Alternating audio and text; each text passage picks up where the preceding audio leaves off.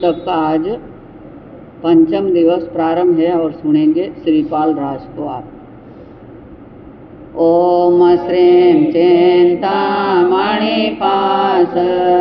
शारदा सद्गुरु सुखरास कृपा कर पूरो मन आस नवल नव पद महिमा गाऊं सरस अरो सुंदर पद चाऊं जाप नित जप रे मेरी जान जाप नित जप रे जाप जप नव पद जयकारी आयम बेल तपले वो धारी जाप नित जप रे मेरी जान जाप नित जप रे आदर दे अवनिप असमान कोवर कर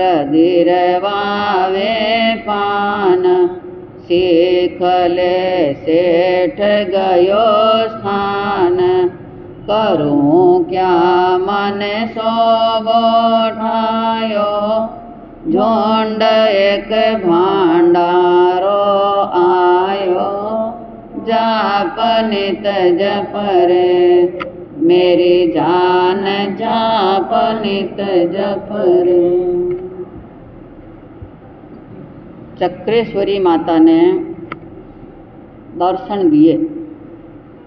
सत्यशील धर्म पर दृढ़ जो महान सती संबल मिला नवपद का सहारा जिनको कम्बुद्वीप में सुथानापुर नगर जहाँ पर श्रीपाल जी पहले ही पहुँच गए और धवल सेठ उसके बाद में पहुँचे। राज दरबार में भेंट देने के लिए चला गया। श्रीपाल जी को देखा तो मानो कोई खुद की सांस ही उड़ गई है, ऐसी स्थिति हो गई। क्योंकि दुष्ट होता है वो हमेशा दुष्टता का कार्य करता और आत्मा उनकी भयभीत रहती है, क्योंकि आत्मा तो सत्य को ही स्वीकार करने वाली होती है। जब भेंट देने के बाद में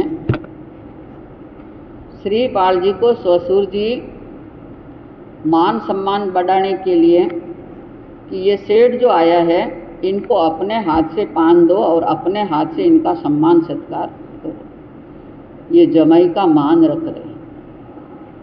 श्रीपाल जी वहाँ से आगे गए, उनका मान सम्मान आदि किया, लेकिन अपने मुख से एक शब्द भी नहीं बोले। गंभीर इंसान होता है, जैसे सागर में पत्थर फेंक देते तो छींटे नहीं लगते और नाडोलिया में पत्थर फेंक दे तो कपड़े खराब हो जाएंगे, ठीक वैसे ही इंसान को भी समझ लेना चाहिए। मान सम्मान उनका कर दिया पर शब्द एक भी नहीं बोला। धवल सेठ सोच रहा इस पापी को सागर में डाला तो भी नहीं मरा, और यहाँ पर भी इतना मान सम्मान प्राप्त कर दिया। राजा स्वयं अपने बराबरी का सिंहासन जिसको दे दिया, और इस दुष्ट को जब तक खत्म नहीं करूं तो मुझे सुख की सांस मिलने वाली नहीं है। कितना दुष्ट विचार जिसके हृदय में। धवल सेठ वहाँ से जल्दी खिसकता है, क्योंकि मन में डर है, भय है कि अगर जबान एक भी खोल दी तो मेरे प्राण पंखेरु यहीं पर उड़ जाएंगे, राजा जिंदा मुझे नहीं छोड़ेंगे। धवल देय धन वस किया बाता तणे विलास भांडो हुकारो भरियो पायो सेठ उल्लास। रास्ते में चलते चलते उधेड़ बुंद जिसके दिमाग में चल रही है, कई बार इंसान विचार में घूमता है तो उधेड़ बुंद दिमाग में चाहे अच्छी हो बुरी हो चलती रहती, वैसी स्थिति हो रही। जितने में सामने से एक भांडों का झुंड आया, देखते ही खुशी का कोई ठिकाना नहीं रहा। सोचा कि यह मेरा कार्य सिद्ध कर सकते हैं। भांडों का मुख्य सरदार था, उनको आगे बुलाया अपने पास में। उस सरदार ने सोचा कि ये भी बहुत बड़ा सेठ है, इसलिए मुझे जो बुला रहे अपने पास में बुलाकर अपने मन की गांठ खोल दी उनके सामने कि देखो इस तरह से श्रीपाल सारी बात समझा दी, अगर तुम उनको ख़त्म कर दोगे, जाल रच लोगे और ये साबित कर लोगे कि ये भांड है, ऐसा कार्य कर दिया तो मैं 1,00,000 सोनैया दे दूंगा तुम्हारे। लालच बुरी बला है।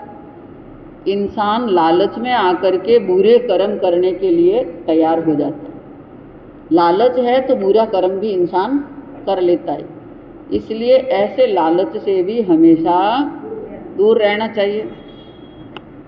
1,00,000 सोनैयों का कहते ही आंखों में चमक आ गई और भांड का मुखिया कह रहा है कि सेठ साहब आप निश्चिंत रह जाइए, हमारे लिए तो ये बाएं हाथ का खेल है। जो आज सुपारी देते हैं ना, कि हमारे लिए बाएं हाथ का खेल है।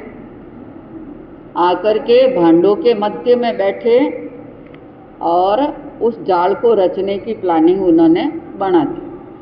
आया आया भांड राजा पे तीन वारी रे, गायन कियो ने चोखा नाचिया।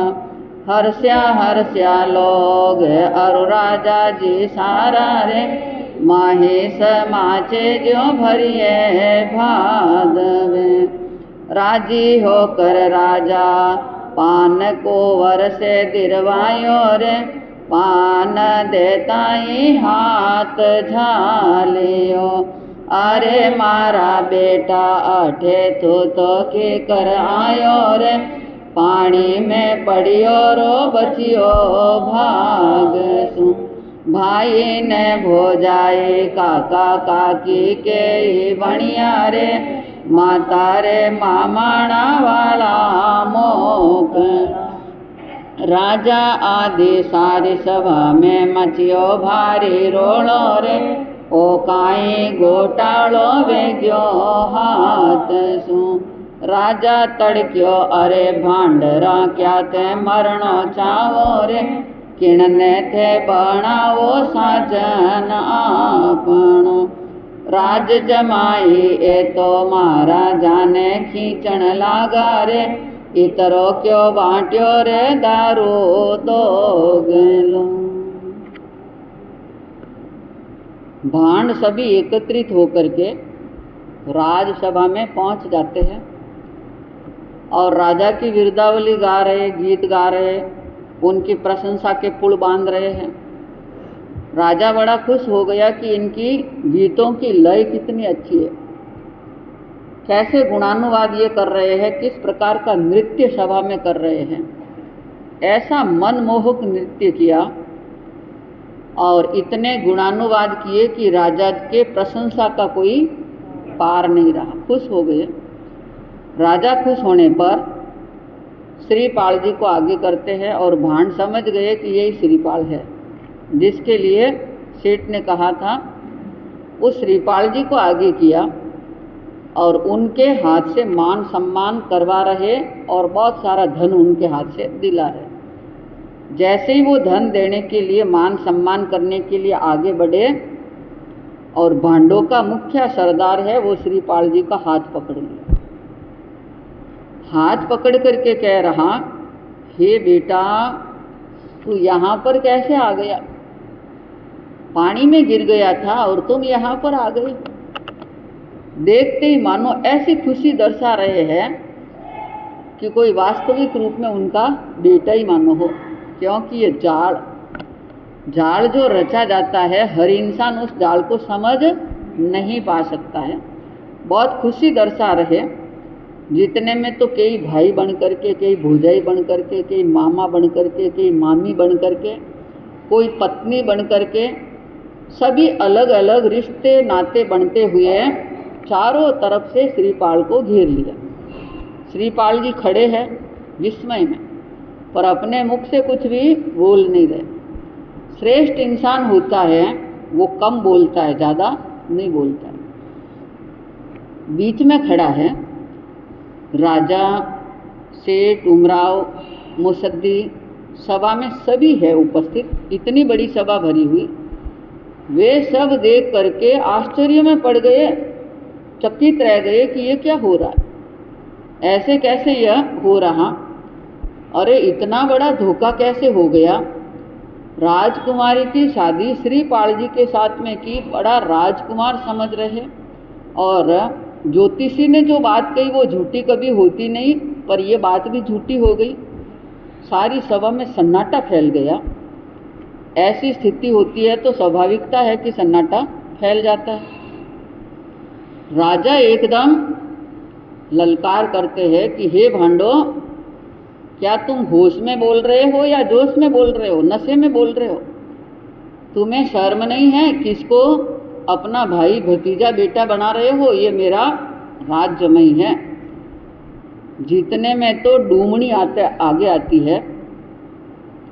भांडों का मुखिया जो है उनकी पत्नी आगे आ रही, डूमनी। वो आगे आकर के कह रही, अंदाता हम बिल्कुल सत्य कह रहे हैं। मेरे दो बेटे, एक तो गुणवर्धन और दूसरा श्रीपाल, नाम भी बिल्कुल सही बता दिया। दोनों भाई भाई में लड़ाई झगड़े हो गए और लड़ते लड़ते कुल की लाज शर्म छोड़ करके ठेठ सागर के किनारे तक पहुंच गए, लड़ते लड़ते। और वो दोनों लड़ते लड़ते इतने बेभान हुए कि दोनों सागर में गिर गए, गुणवर्धन और श्रीपाल। तो गुणवर्धन तो उसी सागर में मर गया और श्रीपाल की खोज की, पर कहीं पर भी श्रीपाल वापस मिला नहीं। आज इस सभा में श्रीपाल को देख करके मेरा हृदय भर गया है, आंसुओं की बौछार कर रही। सुना है ना कि आंसू कई प्रकार के होते हैं, तो अब आंसू बरसा रहे। वो देखा, राजा एकदम असमंजस में पड़ गए कि क्या धोखा हो गया बहुत बड़ा, जो इनके साथ में मेरी पुत्री की शादी हुई। श्रीपाल जी की तरफ देख रहे कि बोलो ये क्या कह रहे, ये कह रहे जो बात सत्य है या झूठी है, तुम्हें बताना होगा। रेत ऊपर आ गए, क्योंकि जब स्वयं में समझ नहीं होती है तो इंसान सत्य तक भी नहीं जा सकता है। दबाव देकर के पूछ रहे हैं, तो श्रीपाल जी सोच रहे हैं कि एक तो मेरे कर्म का भी परीक्षण कर लूं और दूसरे में राजा का कितना गहरा दिमाग है, कितनी बुद्धि है, ये राजा है, तो ये भी परीक्षण हो जाए। उन्होंने सहज भाव में कह दिया कि हाँ ये कह रहे जो ठीक है। ठीक का मतलब ये मेरा ही परिवार है और मेरा ही वंश है, ये कह रहे जो ठीक है। अब इतनी बात सुनने के बाद में तो वहाँ का वातावरण भी कुछ अलग प्रकार का हो गया। राजा एकदम क्रोध में आ गए और आदेश दे दिया भरी सभा के मध्य में, कोप कर हुक्म दियो ताम, पकड़ दो सोले वद ठाम, अरे मैं हो गयो बदनाम, स्वयं यह स्वीकारे आज, निर्णय का कौन शेष साज, जाप नित जप रे मेरी जान, जाप नित जप। सचिव कहे सोचता वो थोड़ा, मरण में नहीं होवे मोड़ा, बाद में पावोगे फोड़ा, समझ से काम जरा कीजे, राजा जी अपयस ना लीजे, जाप नित जप रे मेरी जान, जाप नित जप रे। राजा क्रोध में आए और आदेश दे दिया, पकड़ो पकड़ो इनको, कहीं ऐसा नहीं कि ये भाग जाए यहाँ से, सूली पर चढ़ा दिया जाए। इतना बड़ा धोखा कर दिया। राज जमाई बनते हुए और कोई व्यक्ति डरेगा? धोखा किया है, राजकुमार समझा हमने, और ये भांड का पुत्र स्वयं स्वीकार कर रहा है, तो और निर्णय की कोई जरूरत नहीं पड़ सकती है। माहौल एकदम अलग प्रकार का बन गया सभा में। जितने में मंत्री आगे आता है, क्योंकि राज दरबार में मंत्री बुद्धिमान होता है, राजा कान के कच्चे होते हैं और मंत्री बुद्धिमान होता है। मंत्री आकर के निवेदन कर रहा है राजा से, हे राजन, आप बड़े हैं, थोड़ा समझ से काम कीजिए। निर्णय लेना है तो उसके लिए कुछ समय चाहिए। उतावला सो बावला, धीरा सो गंभीरा। इसलिए आप थोड़ी सी धीरज रखिए। कोई ऐसा नहीं हो कि बाद में बहुत बड़ा पश्चाताप करना पड़ जाए और अपयश फैल जाए चारों तरफ। राजा क्रोध में आए हुए बेभान हो गए। राजा ने कहा कि इसमें और कौन से निर्णय की बात हो गई, कौन से अपयश की बात हो गई। स्वयं ने सत्य को स्वीकार कर दिया है, बस इसको सूली दी जाएगी। इनको तो देंगे ही देंगे, पर जिस नैमित्तिक ने जो कहा था कि सागर से तीरता हुआ आएगा और वो आपका जमाई बनेगा, बहुत बड़ा राजवी है वो, इतनी इतनी बातें जो कही, उस नैमित्तिक को भी साथ में सूली दी जाएगी, वो भी जिंदा नहीं रह पाएगा। अब ठहरे राजा, राजा किसी का सगा नहीं हो सकता है। अगर खुश है तो नियाल कर दे और रुष्ट हो जाए तो बर्बाद जो कर दे, वही स्थिति हो गई। जितने में दासी दौड़ती दौड़ती सीधी गुणमाला के पास में पहुंचती है, राजा की जो पुत्री है जिनके साथ शादी हुई।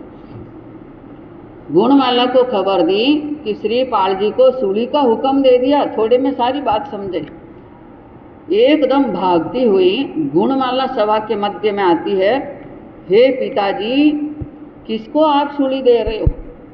ये राज जमाई है, आपका दामाद है, ये महान पुण्यशाली है, भाग्यशाली है कि आप परख नहीं कर सकते इनकी। पर पुत्री की भी एक भी बात सुनने का अब काम नहीं है कि मैंने अच्छी तरह से सब जान लिया है। पर उसने कहा कि जब तक मैं वापस दोबारा नहीं कहूँ तब तक आपको सूली का हुक्म स्थगित करना होगा कुछ समय के लिए।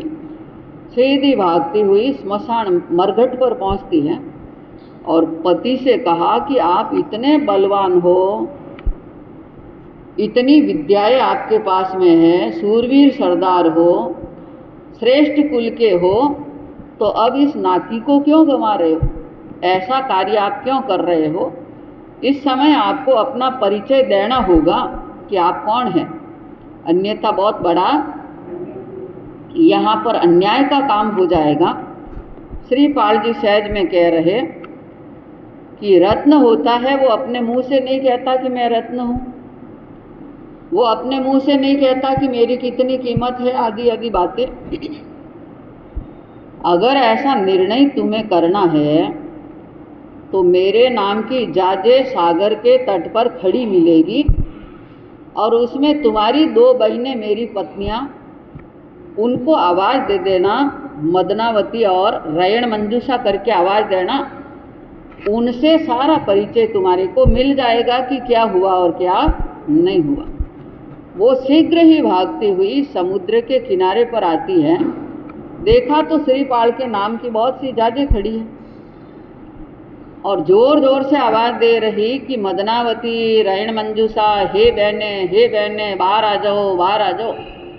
जैसे ही नाम उन्होंने सुना और सोचने लगी कि यहाँ कोई जान नहीं ने पहचान नहीं, ये नाम से कौन पुकार रहे हैं। अपनी जाजों से बाहर आई और देख रही है कि वो बहुत भयभीत और ऐसे डर में जो फंसी हुई है कि मानो कोई निर्णय चाह रही है।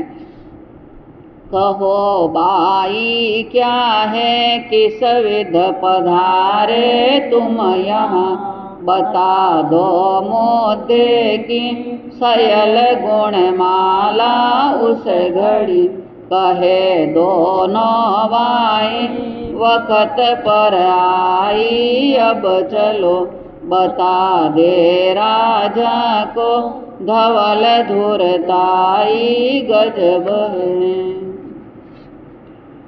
हे बहन, हमारा नाम लेकर के बैन करके कहकर पुकारने वाले आप कौन हो? फरमाओ। बड़ा इंसान होता है वो बड़ी बड़ी बात बोलता है, उच्च आदर्श भाषा बोलता है कि आप फरमाइए क्या बात है। तो थोड़े में सारी बात उसने बता दी कि इस तरह का धोखा हो रहा है, आपको सही निर्णय देना होगा कि श्रीपाल जी कौन है। अगर ये निर्णय नहीं दिया तो बहुत बड़ा अनर्थ हो जाएगा। वो समझ गई कि धवल सेठ की धूर्तता किस प्रकार की है, वो कैसा धूर्त है, कैसा कपटी है। शीघ्र ही उनके साथ में गुणमाला के साथ में दोनों रवाना हो जाती है। सभा के मध्य में आई।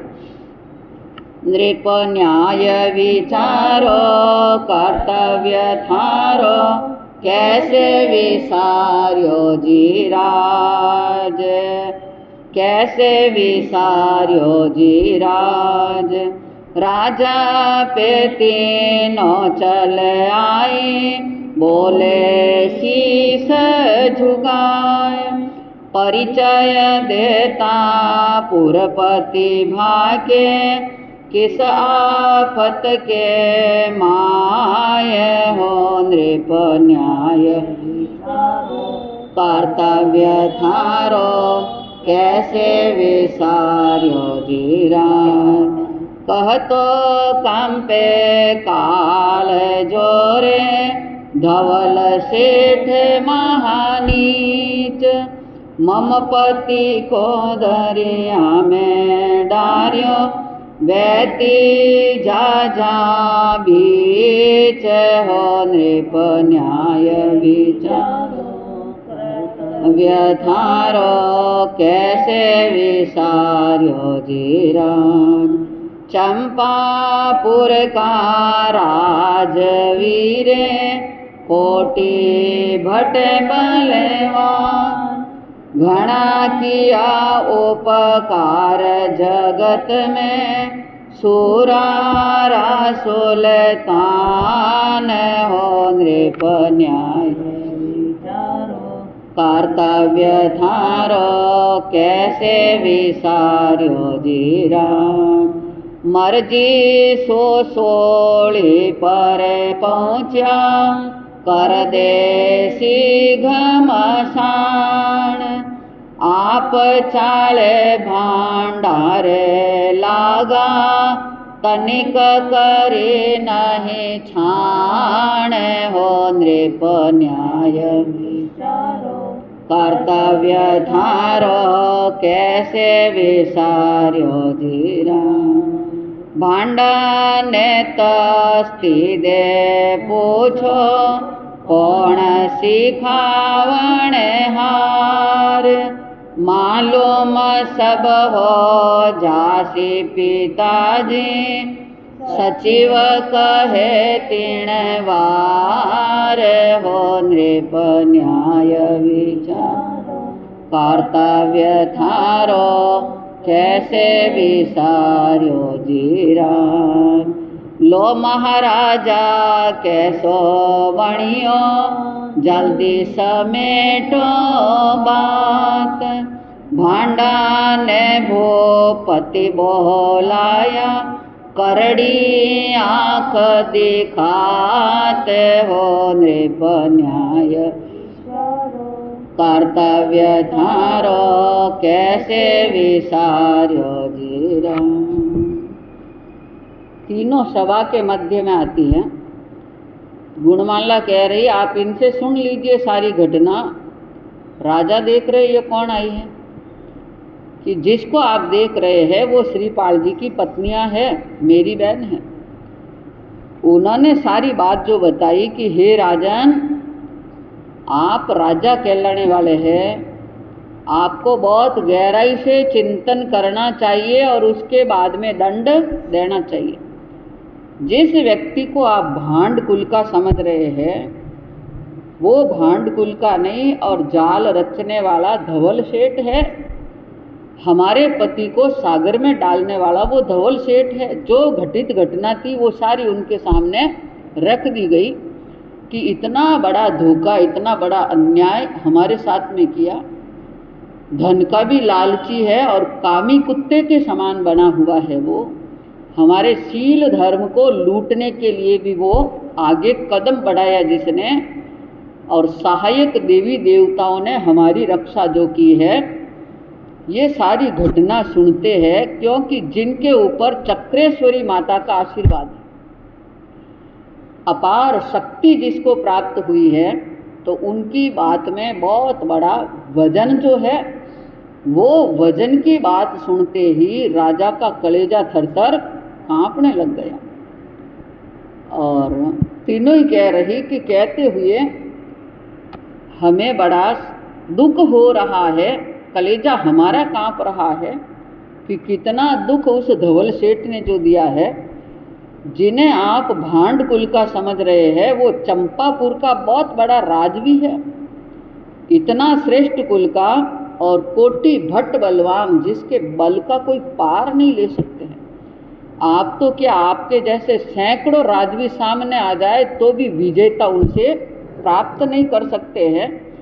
जिंदगी में इतना उपकार किया है और आगे भी इतने उपकार जो करेंगे, ऐसे महान श्रेष्ठ कुल के आप तो क्या उनको सूली पर चढ़ा सकते हो। वो गए हैं तो अपनी मर्जी से गए हैं, इसलिए गए हैं कि वो अपने कर्म का परीक्षण करना चाह रहे, और आप राजा है तो आप में कितनी गहन गंभीरता है, कितना दिमाग है, कितनी बुद्धि है, ये देखने के लिए वो गए हैं। राजा सुनकर एकदम विचार में पड़ गए और मंत्री आया आगे। राजा का ये विचार देखते ही मंत्री ने कहा, हे महाराज, सत्य का पता लगाना है तो ये सांच में तो आँच है नहीं, विजय सत्य की होती है, इसलिए उन भांडों को बुलाओ, भांड के मुखिया को बुलाओ। और बुलाया गया सभा में। राजा है, कोप हो जाए तो सबको दंडित कर ले। भांड के मुख्य सरदार को बुलाया और तख्ती दे करके कड़े हंटर पड़े जिनके ऊपर, और मार के सामने तो भूत भी भाग जाते हैं। वो स्थिति उनकी जो हो गई, तो अब बेचारे भांडों में कहाँ इतनी ताकत है कि इतनी मार सहन करे और बात को हजम कर जाए, ऐसा नहीं हो सकता है।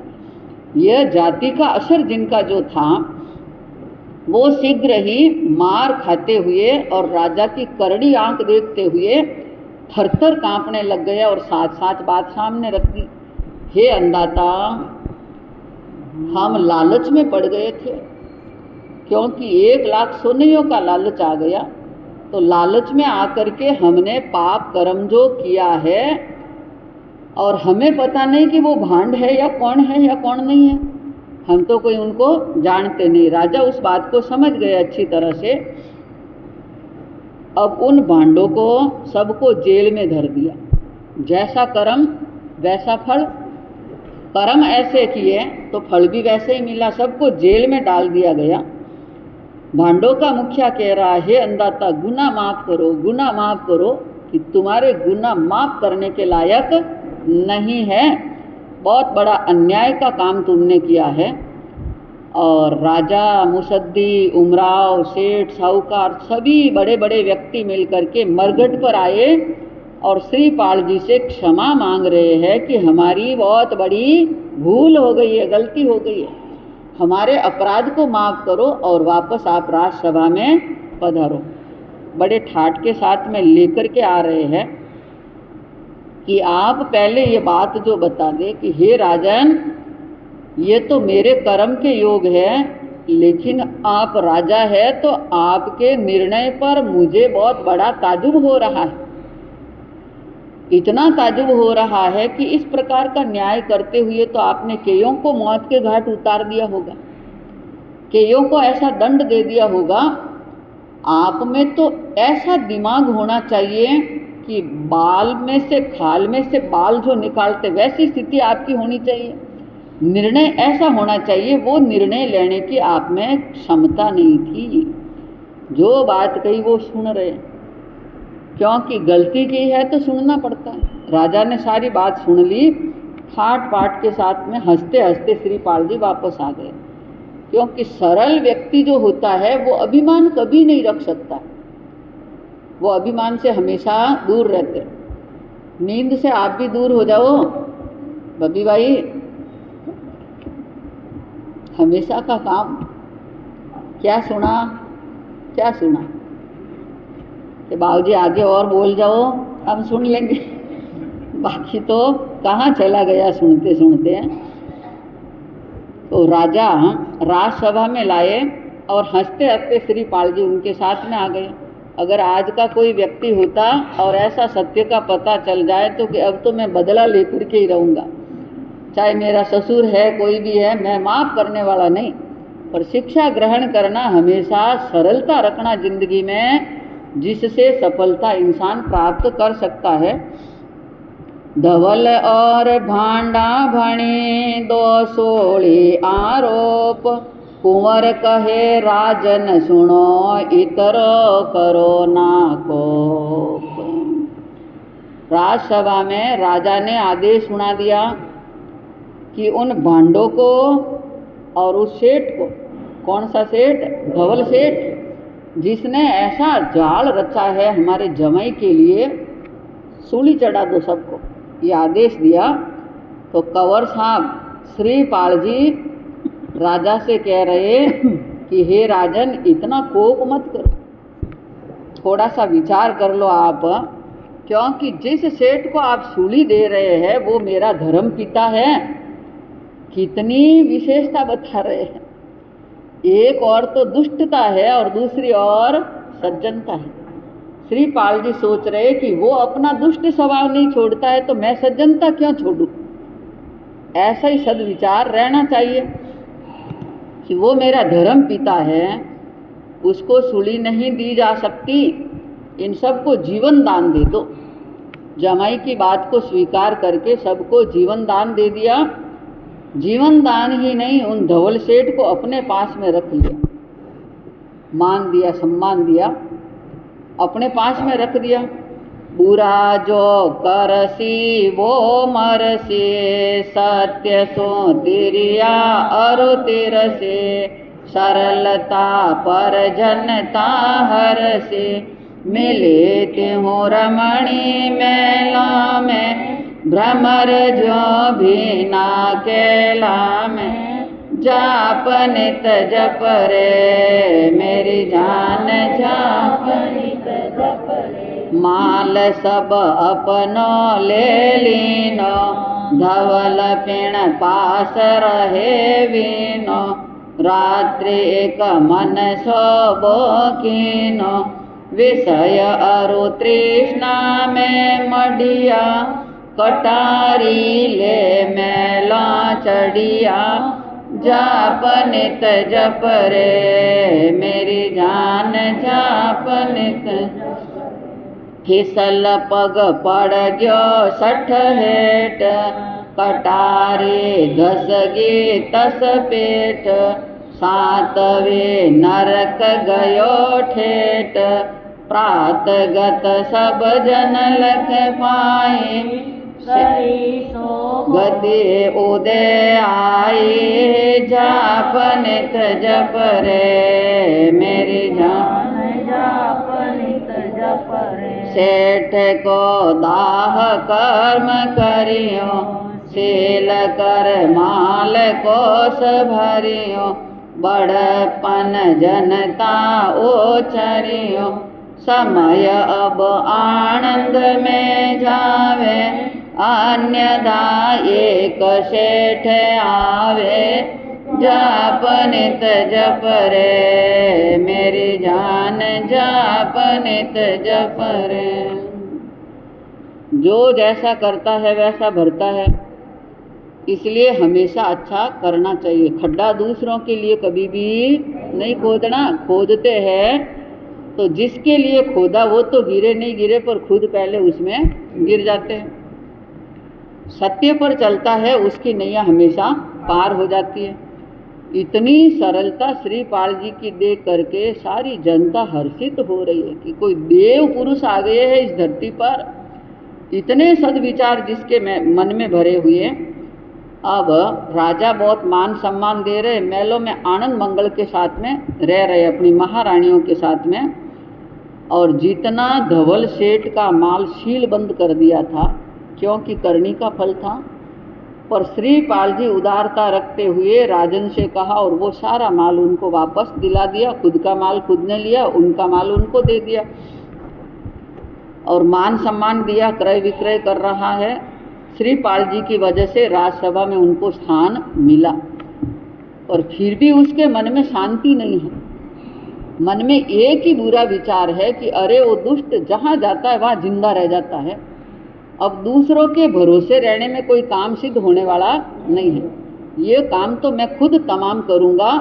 ये रास्ते का कांटा नहीं मिटे तो न तो इसका धन मिल सकता है और न इनकी महारानियाँ मुझे प्राप्त हो सकती है। विकारी बना हुआ है।